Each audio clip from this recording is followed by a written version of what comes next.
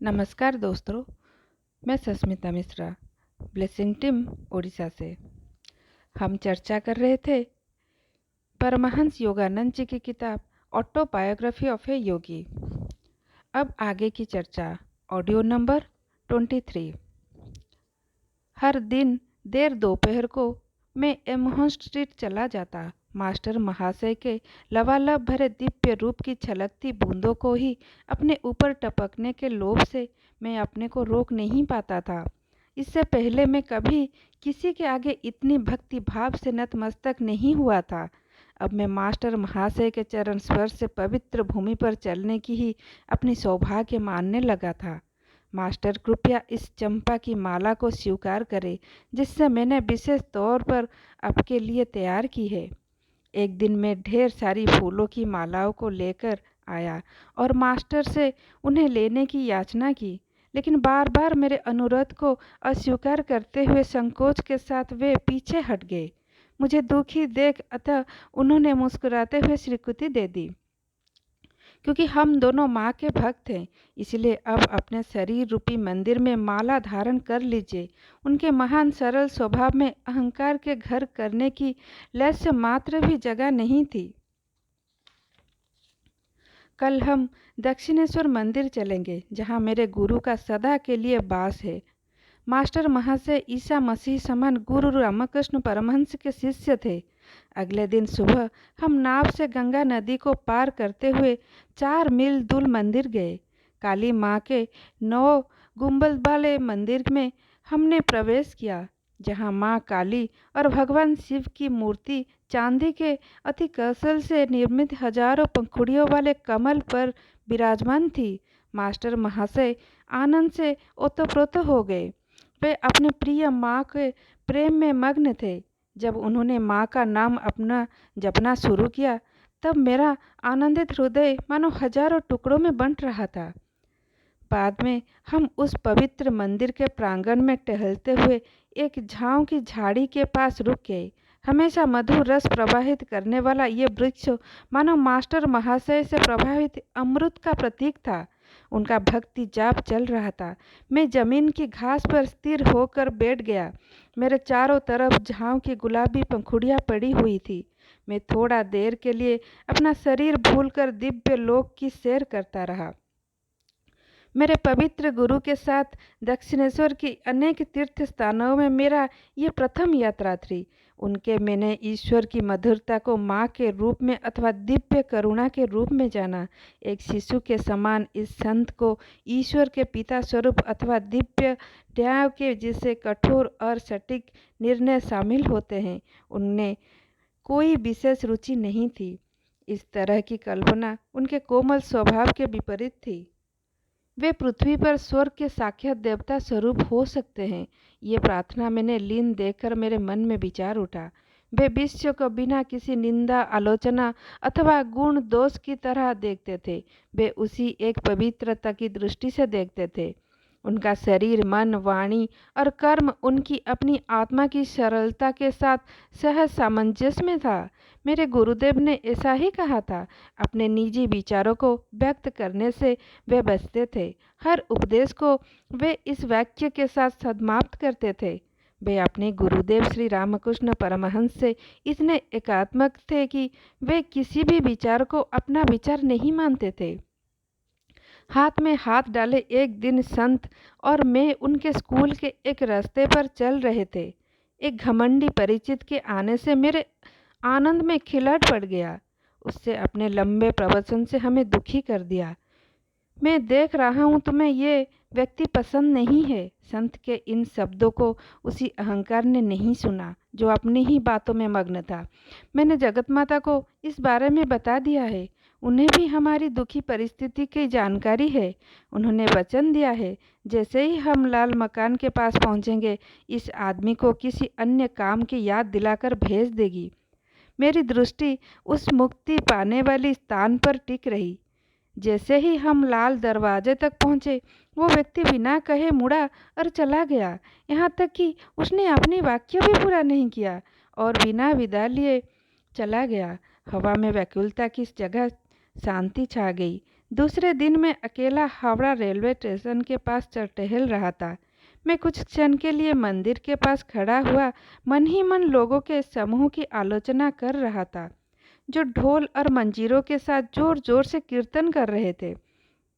बिना किसी भक्ति भाव के इन लोगों द्वारा बार बार ईश्वर का भजन कीर्तन करने का क्या फायदा है? ये बात मैं मन ही मन सोच रहा था कि मैंने सामने तेज गति से मास्टर महाशय के सामने से आते देख आश्चर्य से भर गया। महाशय, आप यहाँ कैसे? उन्होंने मेरे प्रश्न पर कोई ध्यान नहीं दिया। मेरे मन के विचारों के जवाब में उन्होंने कहा, छोटे महाशय, क्या ये सच नहीं है कि ईश्वर का नाम चाहे वो किसी भी प्रवृत्ति में का क्यों ना हो, हर एक के होठों से अच्छा ही सुनाई देता है? उन्होंने मुझे प्यार से एक हाथ से गले लगाया। उनके जादुई स्पर्श ने मुझे तुरंत ही जगत माता के दयामय सानिध्य पर पहुंचा दिया। क्या तुम बाइस्कोप देखना चाहते हो? एक दोपहर ऐसा प्रश्न मास्टर महाशय के मुख से सुनकर मुझे आश्चर्य हुआ। इसी शब्द का प्रयोग चलचित्र देखने के लिए किया जाता है। मैं उनके सानिध्य में रहने के लिए हर समय तैयार रहता था। तेज गति से चलते हुए हम कलकत्ता विश्वविद्यालय के सामने स्थित बगीचे में पहुंचे। मेरे साथी ने गोल्डी तालाब के पास एक बेंच पर बैठने का इशारा किया। चलो थोड़ी देर के लिए यहाँ बैठते हैं। मेरे गुरुदेव हमेशा जब कभी जल के पास होते तो हमें ध्यान लगाने के लिए कहते थे। मैंने जल का विशाल फैलाव देखा। इसकी शांत ने मुझे ईश्वर की विराट शांति का ज्ञान करवाया। क्योंकि पानी में सभी वस्तुओं का प्रतिबिंब पड़ता है, उसी प्रकार पूरे ब्रह्मांड का चेतन मन इस तालाब में प्रतिबिंब होता है, ऐसा मेरे गुरुदेव अक्सर कहते थे। थोड़ी देर बाद हम विश्वविद्यालय के एक हॉल में गए, जहां एक लेक्चर चल रहा था। बीच बीच में स्लाइड से चित्र भी दिखाए जा रहे थे। लेक्चर और चित्र दोनों ही बड़े बोरियत भरे थे। ओह, तो इस तरह के बायोस्कोप को मेरे मास्टर महाशय मुझे दिखाना चाहते हैं।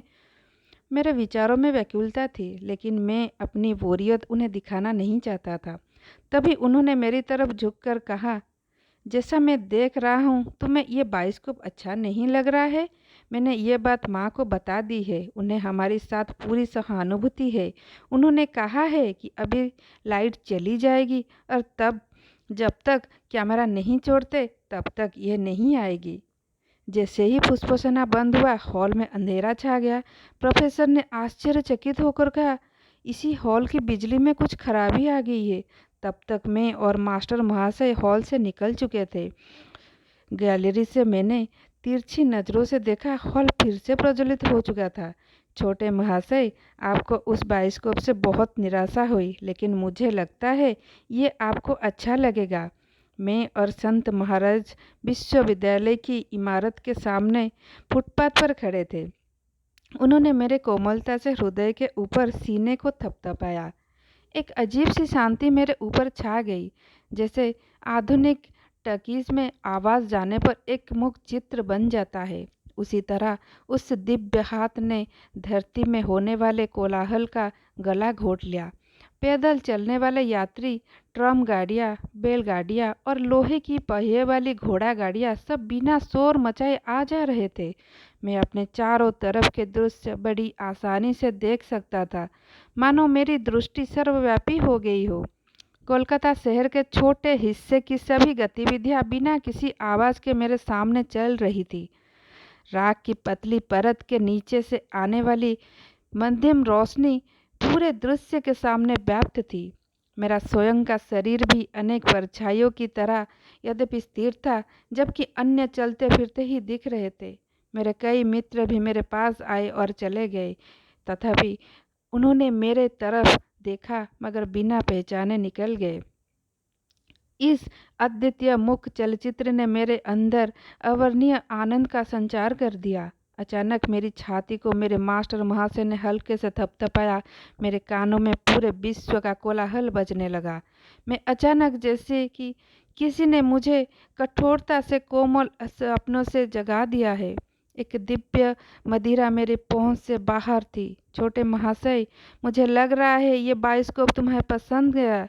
संत महाराज मुस्कुरा रहे थे। मैं कृतज्ञ भाव से उनके पैरों में गिरने लगा। तुम अब ऐसा नहीं कर सकते। तुम्हें पता है ईश्वर तुम्हारे मंदिर में भी है। मैं दिव्य माँ को तुम्हारी हाथों द्वारा अपने को छूने नहीं दूंगा।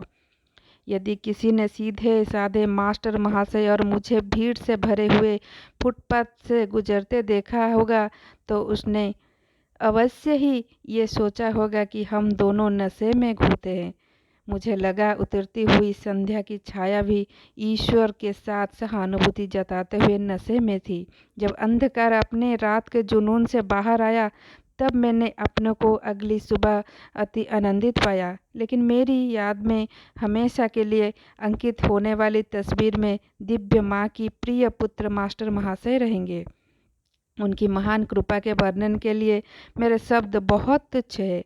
मुझे आश्चर्य होता है कि मास्टर महाशय और अन्य गहन दृष्टा वाले साधु संत जिनका सामना मेरे साथ हुआ, उन्हें आभास था कि कई वर्षों बाद पश्चिम देश की जमीन पर मैं उनके बारे में ईश्वर के एक दिव्य भक्त की तरह लिखूंगा।